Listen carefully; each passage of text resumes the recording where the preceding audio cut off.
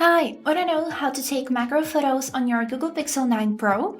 So, as a first step, we would need to open the camera on our phone and then click on this settings icon, which you can see at the left bottom corner.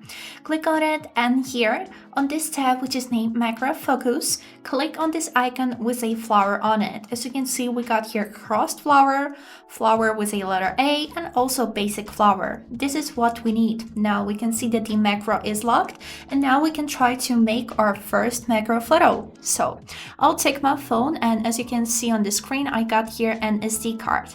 I'll zoom in with my two fingers doing this gesture like this, so I can make the macro really macro. And now I will click on the shutter button and wait until the flashlight will end. Now let's take a look on the result. Here is it how it looks, and this is a real macro photo. You can see all of the details of this object with the help of macro focus. And this is it. I hope this video was helpful, and thank you for watching.